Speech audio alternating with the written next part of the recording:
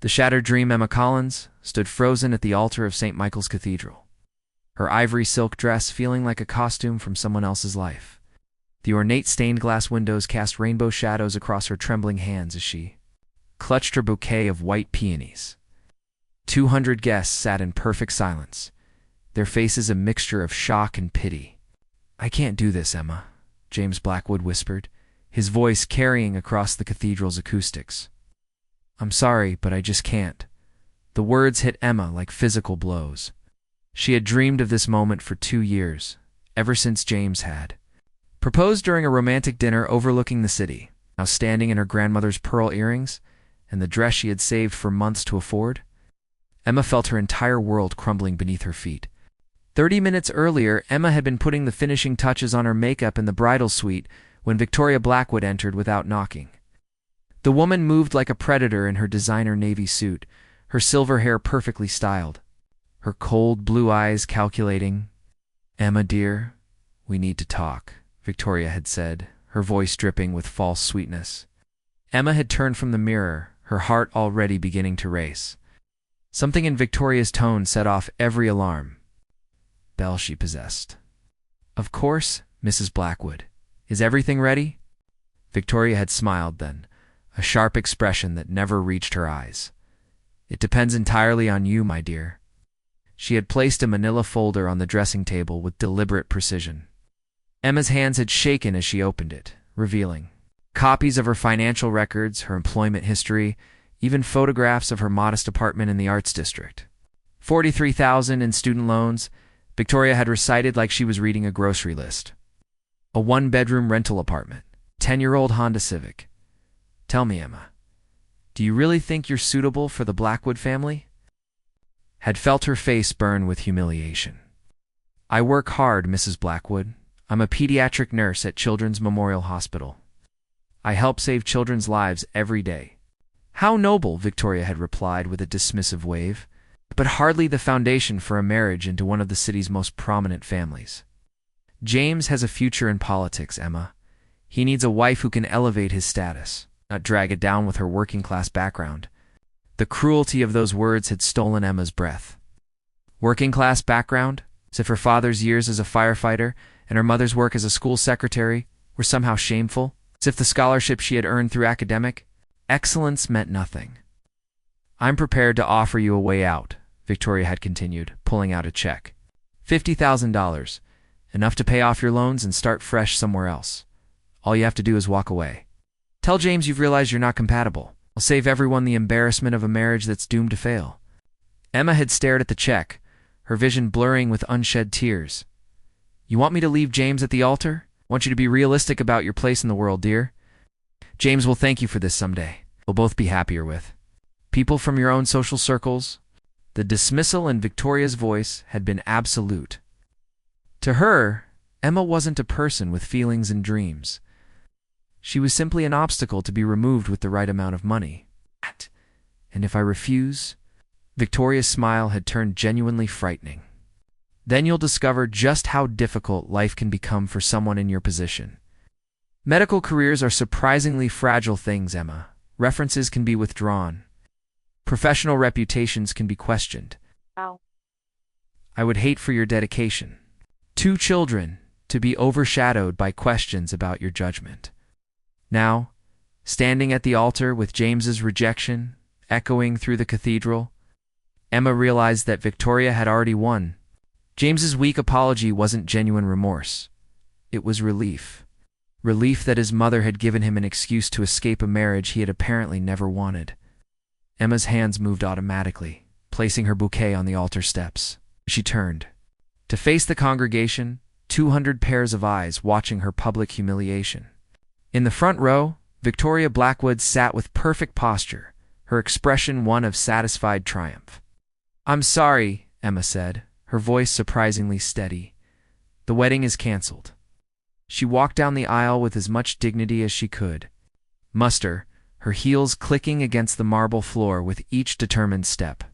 Behind her, she could hear the eruption of whispered conversations, the rustle of programs being folded, the sound of her dreams being buried under gossip and speculation. A stranger's kindness outside the cathedral, The autumn rain had begun in earnest. Emma stood on the stone steps, her wedding dress growing heavy with moisture, her carefully styled hair beginning to fall in wet tendrils around her face. She had nowhere to go. Her apartment lease had ended the week before. Her belongings moved to James's penthouse in preparation for their married life together. Her maid of honor, Jessica, appeared beside her with an umbrella and a look of fierce loyalty. "Emma, honey, come stay with me. We'll figure this out." But Emma shook her head. She needed to be alone, needed to process the magnitude of what had just happened. "I'll be fine, Jess. I just need some time. I can't just stand here in the rain. I'll catch a cab to a hotel. I just need a minute." Jessica had reluctantly left her with promises to call later, and Emma found herself truly alone for the first time since arriving at the cathedral that morning, full of hope and anticipation. The rain was coming down harder now, turning the city streets into rivers of reflected light. Emma's mascara had long since given up its waterproof claims, and her dress was becoming increasingly impractical with each passing minute. She was trying to flag down a taxi when a sleek black car pulled up to the curb. The driver's window rolled down, revealing a man with concerned dark eyes and rain-dampened black hair. He was handsome in an understated way, with strong features and the kind of presence that suggested both wealth and substance. "Excuse me," he called over the sound of the rain. "Are you all right?" Emma almost laughed at the absurdity of the question. Was she all right? She had just been humiliated in front of everyone she knew, abandoned at the altar by a man who claimed to love her, and effectively blackmailed by his mother. She was soaking wet, homeless, and heartbroken. "I'm perfect," she said, unable to keep the bitterness from her voice. The stranger studied her face for a moment, and Emma saw something in his expression that looked like recognition of pain. Not pity, but understanding. "I'm Alexander," he said, "and you're clearly having the worst day of your life. Can I offer you a ride somewhere dry?" Emma hesitated. Everything she had been taught about stranger danger warred with her desperate need to get out of the rain and away from the cathedral where her humiliation had taken place. "I don't even know where I'm going," she admitted. "That's okay," Alexander said gently. "Sometimes the best journeys start without a destination." Something in his voice, perhaps the genuine kindness, without any hint of predatory interest, made Emma's decision for her. She approached the car, her waterlogged dress making each step a challenge. "Okay." Alexander immediately got out, coming around to open the passenger door for her. He was taller than she had expected, dressed in an expensive suit that somehow managed to look elegant despite being soaked. He shrugged out of his jacket and draped it around her shoulders without asking permission. "Thank you," Emma said, sliding into the warm interior of what she now realized was a very expensive car. The leather seats were soft as butter, and the dashboard looked like something from a spaceship. Alexander got back behind the wheel, adjusting the heat and pointing the vents toward her. "Hotel?" Emma nodded, not trusting her voice. The events of the day were catching up with her, and she felt dangerously close to breaking down completely. They drove in comfortable silence through the rain-slicked streets. Alexander didn't push for conversation or details about her, obviously. Difficult situation. He simply drove, occasionally glancing over to make sure she was warm enough, offering her tissues from the glove compartment when her silent tears began to fall. "I'm a pediatric nurse," Emma found herself saying as they pulled up to a modest hotel downtown. She wasn't sure if she was explaining to him or to herself. "I help children who are sick and scared. I've never cared about money or status or any of the things his mother said I should care about. I just wanted to love someone and be loved. Back." Alexander turned off the engine and looked at her with those perceptive dark eyes. "His loss," he said simply. "You don't even know me. I know you're a nurse who helps children. I know you're brave enough to walk away from something that wasn't right, even when it meant public humiliation. I know you're sitting in a stranger's car, trusting that not everyone in the world is cruel." Alexander smiled softly. "It tells me everything I need to know about your character." Emma felt fresh tears threaten. After hours of being told she wasn't good enough, wasn't worthy, wasn't suitable, here was a complete stranger treating her with more respect and kindness than her fiancé's family ever had. "Thank you," she whispered. for the ride, for the kindness, for treating me like a person instead of a problem to be solved. As Emma prepared to get out of the car, Alexander hesitated for a moment before speaking again. I know this might sound presumptuous, but I have a daughter, 8 years old. She's been through some difficult times, and she needs someone who understands how to help children heal. He paused, studying Emma's face. If you're interested in a change of scenery, I could use someone with your skills and your heart. Emma stared at him, wondering if this was real, or if her traumatic day had finally pushed her into some kind of stress-induced hallucination. You're offering me a job? You don't know anything about me? I know you're a pediatric nurse who puts children first. I know you have integrity, even when it costs you everything. I know my daughter could use someone who understands that healing takes time and patience. Alexander pulled out a business card. Think about it. No pressure. No strings attached. Just an opportunity for a fresh start. Emma took the card with trembling fingers. Alexander Sterling, CEO, Sterling Technologies. She had heard of Sterling Technologies, of course. Everyone had. They were one of the largest tech companies in the country. A nanny position? She asked. Position helping my daughter navigate some challenges while I work.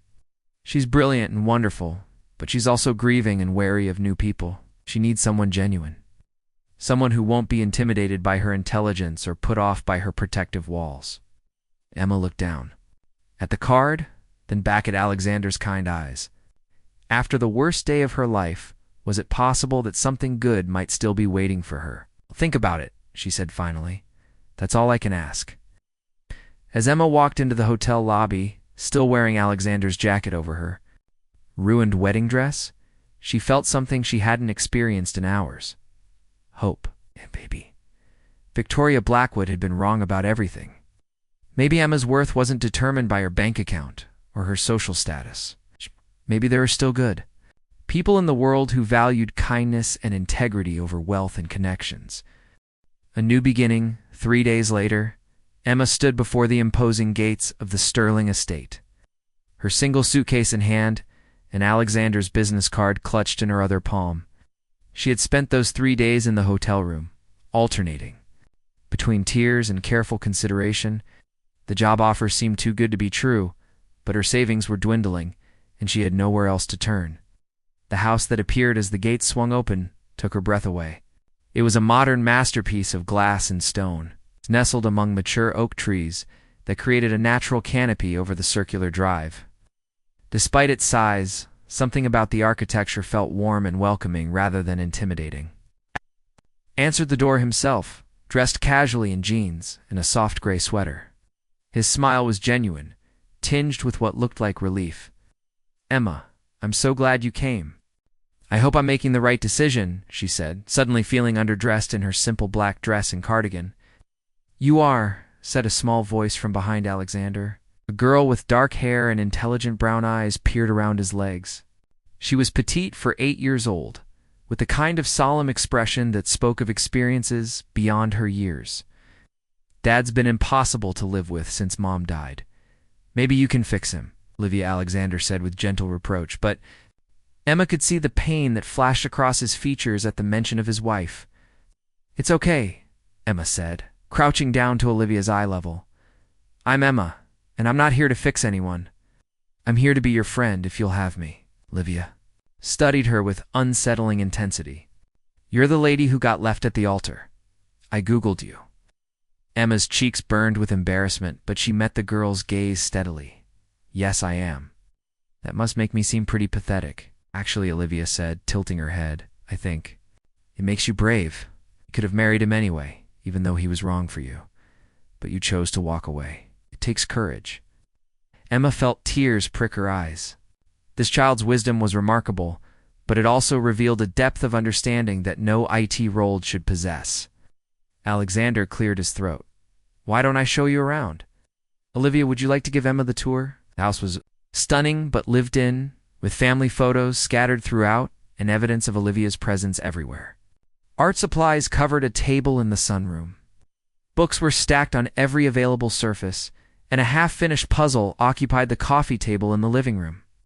This was Mom's favorite room, Olivia said as they entered a cozy library lined with floor-to-ceiling bookshelves. She used to read to me here every night. Emma noticed the past tense and the way Olivia's voice became smaller when she spoke of her mother. What was her favorite book to read to you? Charlotte's Web, Olivia said. God, I can't read it anymore. It makes me too sad. I understand, Emma said gently. Sometimes the things we love most are the hardest to face when we're grieving. Olivia looked up at her sharply. You know about grief? I do. I lost my grandmother last year. She raised me after my parents died in a car accident when I was 12. Something shifted in Olivia's expression, a wall coming down perhaps, or a door opening, just a crack. I'm sorry about your grandmother, thank you, and I'm sorry about your mom. They stood in comfortable silence for a moment, surrounded by books and memories. Emma could feel Alexander watching them from the doorway, and when she glanced back, she saw something like wonder in his eyes. Your room is this way, he said, leading her down a hallway lined with more family photos. Emma caught glimpses of a beautiful woman with kind eyes and a radiant smile. Alexander's late wife had been stunning, but it was the warmth in her expression that made Emma's heart ache. This family had lost something precious. The guest room was spacious and comfortable, with French doors that opened onto a private garden. This is beautiful, Emma said, setting down her suitcase. Olivia picked it out, Alexander said. You'd need somewhere peaceful to think. Emma looked at him in surprise. She picked this room for me. She's been preparing for your arrival since I told her about you. She researched everything she could find about pediatric nursing. Looked up reviews of the hospital where you work, even found articles you'd written for medical journals. Alexander smiled. She's thorough. She's protective of you, Emma observed. And I'm protective of her. Which is why I need you to know that this isn't just about childcare. Olivia's been through more than any child should have to endure. She watched her mother battle cancer for 2 years. She saw her pain, her fear, her gradual decline. And then she watched her die. Emma's heart broke for both of them. How long has it been? 6 months. Olivia hasn't cried once. She's been taking care of me, making sure I eat, reminding me about work meetings, acting like a miniature adult. I'm worried about her. She's protecting herself, Emma said. And you. Children often try to be strong for the adults they love, even when they're falling apart inside. That's what her therapist says. But she won't open up to Dr. Martinez. She won't open up to anyone. Alexander ran a hand through his hair. I'm hoping that maybe she'll trust you. You have a way with her already. Emma thought about the brief conversation in the library. The way Olivia had shared her mother's favorite book, the careful way she had tested Emma's reaction to difficult truths. She's testing me, she said, seeing if I'll stay when things get hard, will you? Emma met his eyes, seeing the vulnerability there. This successful, wealthy man was just a father, trying to help his daughter heal. I don't run from difficult things, Alexander. I've learned that the hard way. That evening, Emma sat with Olivia in the sunroom, watching the girl work on a watercolor painting of the garden. The child's technique was remarkable for her age. With an understanding of light and shadow that spoke of natural talent, "This is beautiful," Emma said, genuinely impressed. Mom taught me, Olivia said without looking up. She was an artist before she met Dad. She gave it up to be a mom, but she always said she didn't mind because being my mom was the best job in the world. Emma heard the pain beneath the matter-of-fact tone. Do you think she'd want you to keep painting? I don't know. Sometimes I think about stopping because it reminds me of her. But then I worry that if I stop, I'll forget the things she taught me. What if we tried something? Emma suggested carefully. What if we set aside time each day to paint together? Not because we have to, but because we want to honor your mom's memory and keep her teachings alive. Olivia's hand stilled on the brush. Would you really want to do that? I'd be honored. I'm not very good at art, but I'd love to learn. For the first time since Emma had arrived, Olivia smiled. It was small and tentative, but it was genuine. Okay. But you have to promise not to laugh if I cry while we're painting. Emma's heart squeezed. I promise. And you have to promise not to laugh if I cry too. Deal. As they sat together in the fading light, Emma felt something she hadn't experienced in months. Purpose. She was exactly where she needed to be, helping a child who needed her as much as she needed to help. For the first time since standing at that altar, Emma felt like herself again. Healing Hearts 2 months passed in a rhythm of gentle healing. Emma had settled into life at the Sterling house with surprising ease, finding herself genuinely attached to both Olivia and Alexander. The girl had slowly begun to open up, sharing memories of her mother during their daily art sessions, and gradually allowing herself to be vulnerable in small ways. It was during one of their evening painting sessions that Olivia finally broke down. She had been working on a portrait of her mother, her small hands steady as she mixed the perfect shade of blue for her eyes. Then, without warning, she put down her brush and began to sob. "I miss her so much," Olivia cried, her small body shaking with the force of her grief. "I miss her smell and her laugh and the way she used to braid my hair. I miss how she made everything better just by being there." Emma immediately put aside her own painting and gathered the girl in her arms. "I know, sweetheart. I know you do. Everyone says I'm being so brave, but I don't feel brave. I feel scared all the time. What if I forget what she looked like? What if I can't remember her voice?" "You won't forget," Emma said firmly, stroking Olivia's hair. "Love doesn't fade like that. Your mom will always be part of you, in the way you paint, in your kindness, and your intelligence. She's not gone, Olivia. She's just different now." They sat together until Olivia's tears subsided, and Emma found herself thinking about her own grief journey. The loss of her parents, her grandmother, even the death of her dreams with James. Healing wasn't linear, and it wasn't quick. But it was possible. Alexander found them there an hour later, Olivia asleep in Emma's arms.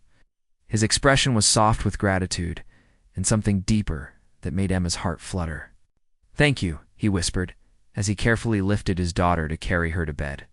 "She's amazing," Emma said. "You both are. So are you." Their eyes met and held, and Emma felt something shift between them. It was more than friendship, more than a professional relationship. It was connection, understanding, and the beginning of something that scared her as much as it thrilled her. The next morning brought an unexpected visitor. Emma was in the kitchen making breakfast when the doorbell rang.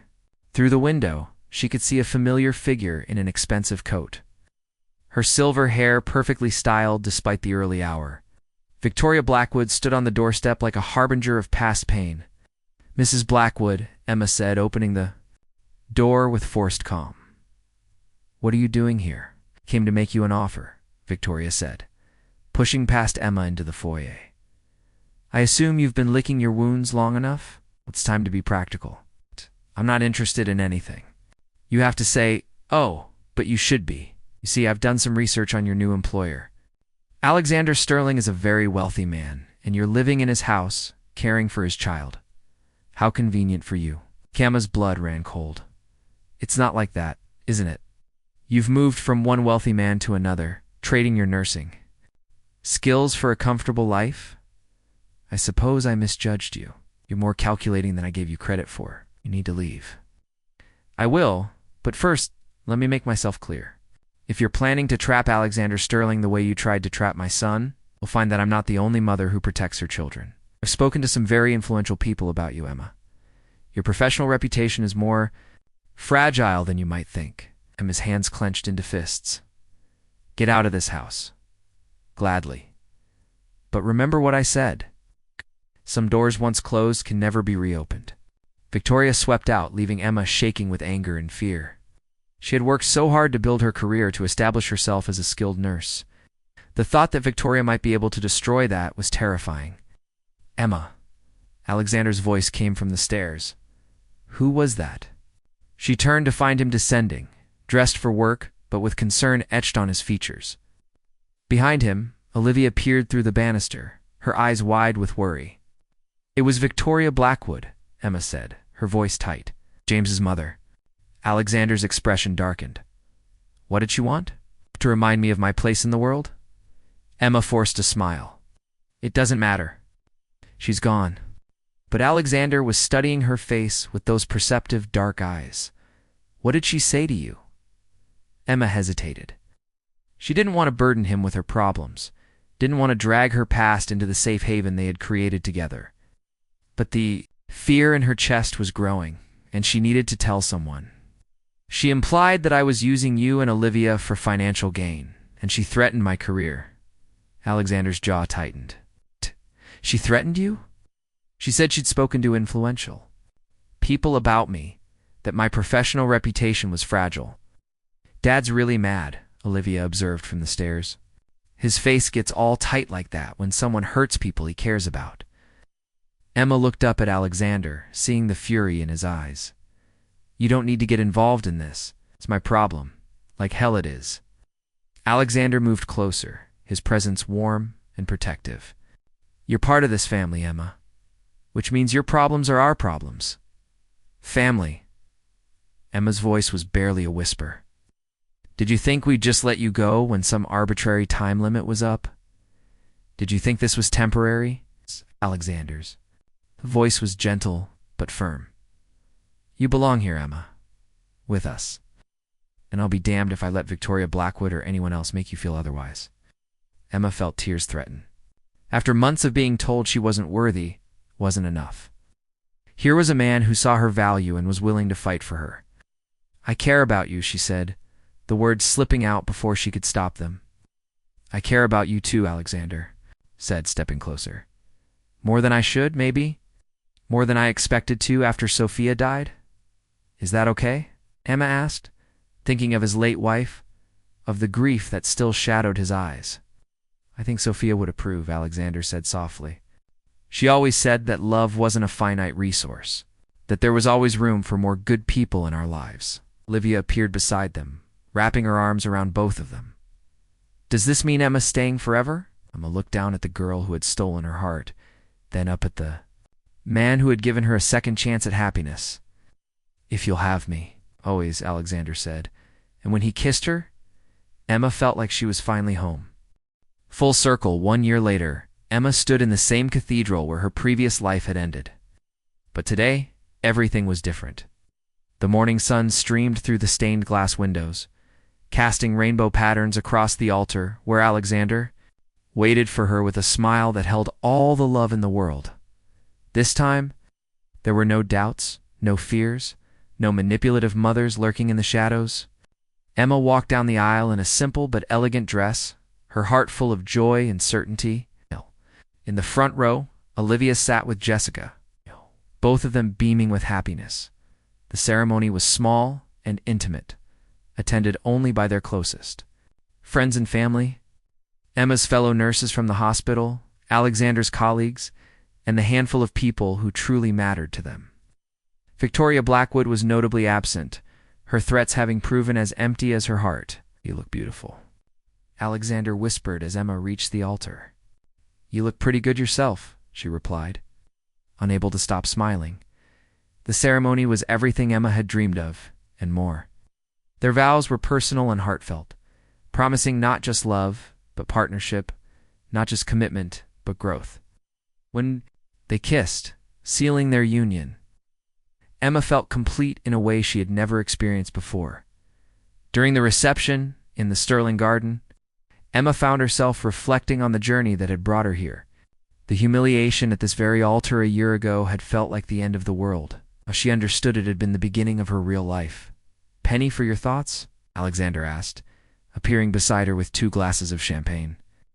Just thinking about how wrong I was about everything, Emma said, accepting the glass. I thought James leaving me was the worst thing that could happen. I thought Victoria's threats would destroy me. I thought I wasn't worthy of love or happiness. Now I know that sometimes the worst things that happen to us are actually the best things in disguise. If James hadn't left me, if Victoria hadn't been so cruel, I never would have met you and Olivia. I never would have found my real family. Alexander smiled and kissed her temple. I love you, Mrs. Sterling. I love you too, Mr. Sterling. Emma. Olivia came running across the garden, her flower girl dress slightly rumpled, but her face radiant with joy. Hey, look what I painted for you. She held up a small canvas depicting the 3 of them standing together in the garden, their arms wrapped around each other. It was beautiful in its simplicity, capturing not just their physical appearance but the love that bound them together. It's perfect, Emma said, crouching down to hug the girl who had become her daughter in every way that mattered. I love it almost as much as I love you. I love you too, Mom, Olivia said, the words slipping out naturally. Emma felt tears prick her eyes. It was the first time Olivia had called her that, and the significance wasn't lost on any of them. Gaze. It okay that I called you that? Olivia asked, suddenly uncertain. It's more than okay, Emma said, her voice thick with emotion. It's the most beautiful thing anyone has ever said to me. Mound down and their guests began to leave. Emma found herself alone with Alexander on the terrace overlooking the garden. The stars were brilliant overhead, and the air was filled with the scent of jasmine and possibility. Do you ever think about her? Emma asked, thinking of Sophia. Do you think she would approve of us? Alexander was quiet for a moment, considering. I think she would love you, he said finally. She would love how you've helped Olivia heal, how you've brought laughter back into our house. She would love your strength and your kindness and your unwavering commitment to doing what's right. I hope so, Emma said. I never want to replace her memory. You're not replacing anything, Alexander said firmly. You're adding to it. Olivia will always have her mother's love, but now she has yours too. And I will always carry Sophia in my heart, but I have room for you there as well. Emma leaned against him, feeling the solid warmth of his presence. I used to think that love was about finding someone who completed you. Now I think it's about finding someone who inspires you to complete yourself. Very wise, Mrs. Sterling. I had good teachers. They stood together in comfortable silence, watching the stars and planning their future. Emma thought about the young woman who had stood broken and alone in the rain a year ago. She felt nothing but gratitude for the journey that had brought her here. 3 months later, Emma was back at work at Children's Memorial Hospital. But now, she split her time between the hospital and a new project close to her heart. She had started a grief counseling program for children, using art therapy and her own experiences to help young patients process loss and trauma. Olivia often helped with the program, sharing her story and her art with other children who were struggling with grief. Together, they created a safe space where healing was possible and hope could flourish. Victoria Blackwood's threats had indeed proven empty. Emma's reputation in the medical community was stronger than ever, and her marriage to Alexander had only enhanced her standing. She had learned that true worth couldn't be destroyed by the opinions of small-minded people. As for James, Emma had heard through mutual friends that he had married someone from his own social circle, someone who fit Victoria's narrow definition of suitable. Emma felt only pity for him, knowing that he had chosen security over love and would likely spend his life wondering what he had given up.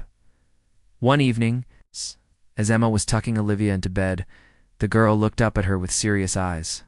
Emma, she said. Mom, yes, sweetheart. I'm glad you got left at the altar. Emma laughed, surprised by the blunt honesty. Why is that? Because if you hadn't, you never would have found us, and we never would have found you. Emma kissed her daughter's forehead, her heart full of love and gratitude. You're absolutely right. Sometimes the worst things lead to the best things. Do you think that's true for everyone? Emma thought about all the children she worked with, all the families she had helped heal, all the second chances she had witnessed. I think that if we're brave enough to stay open to new possibilities, even when we're hurting, then yes. I think it can be true for everyone. Olivia smiled and closed her eyes, satisfied with the answer.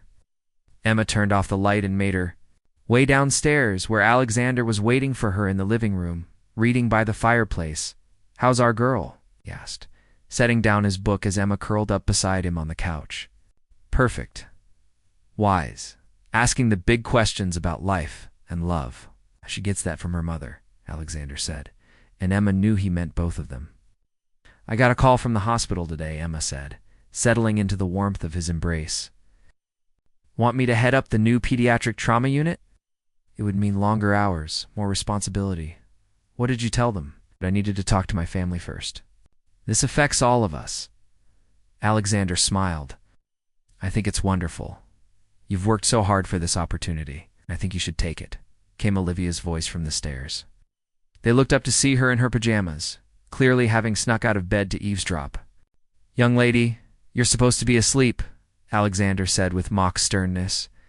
I couldn't sleep without knowing what Mom decided, Olivia said, patting down the stairs. This is important. Emma opened her arms and Olivia climbed onto the couch. Between them, what do you think I should do? I think you should help more kids, Olivia said simply. The way you helped me, the way you help all of us. Emma felt tears prick her eyes. This child, who had been so broken and guarded when they first met, was now confident and generous, wanting to share the love she had received. Then I guess I know what I'm going to tell them, Emma said. 6 months later, Emma stood in the newly opened pediatric trauma unit, watching her team work with quiet efficiency and compassion. The unit had already helped dozens of children and their families navigate the most difficult times of their lives, and Emma felt a deep sense of purpose in her work. Dr. Sterling? One of the nurses approached her. There's a family here to see you. They said you helped their daughter last year. Emma looked up to see a young girl with bright eyes and a confident smile standing beside her parents. It took her a moment to recognize the child who had come to them, broken and silent after a car accident that had killed her. Brother, Sarah, Emma exclaimed, kneeling down to the girl's level. Look at you, you're so tall. I brought you something, Sarah said, holding out a drawing. It was a picture of Emma surrounded by children, with the words, "My hero," written in crayon at the top. Emma's eyes filled with tears. This is beautiful. Thank you, Mom said. You saved my life, Sarah said seriously. Not just my body, but my heart too. Emma hugged the girl tightly, remembering the long nights they had spent together. The art therapy sessions, the slow process of helping Sarah find her way back to joy after such devastating loss. You saved yourself, sweetheart. I just helped. You remember how strong you are? As Sarah and her family left, Emma stood in the hallway of the unit she had built, surrounded by the sounds of healing and hope. She thought about the woman who had stood in the rain outside St. Michael's Cathedral 2 years ago. Broken and believing she wasn't worthy of love, that woman couldn't have imagined this life, this family, this purpose. She couldn't have known that her greatest failure would become her greatest triumph, that her deepest pain would lead to her most profound joy. Alexander appeared beside her, as he often did during her late shifts, bringing coffee and quiet support. Busy day? He asked. Handing her the warm cup. The best kind, Emma said, leaning into his warmth. How's Olivia? Finishing her homework and working on a new painting. She wants to submit it to the Young Artist competition at the museum. She's so talented, Emma said proudly, just like her mother. Both of them, Alexander corrected gently. Emma smiled, still sometimes amazed by the life they had built together. I love you, she said, the words as natural as breathing. I love you too, Alexander replied, kissing the top of her head as they stood together in the hallway of the unit where Emma helped heal others. Surrounded by the quiet sounds of hope and recovery, Emma felt a deep sense of completeness. She had found her purpose, her family, and her joy in the most unexpected way. The woman who had been left at the altar had become the woman who helped others find their way home. The nurse who had been told she wasn't worthy had become the doctor who showed children their infinite worth. The heart that had been broken had become the heart that helped others heal. Emma smiled, thinking of all the children she had helped, all the families she had supported, all the second chances she had witnessed.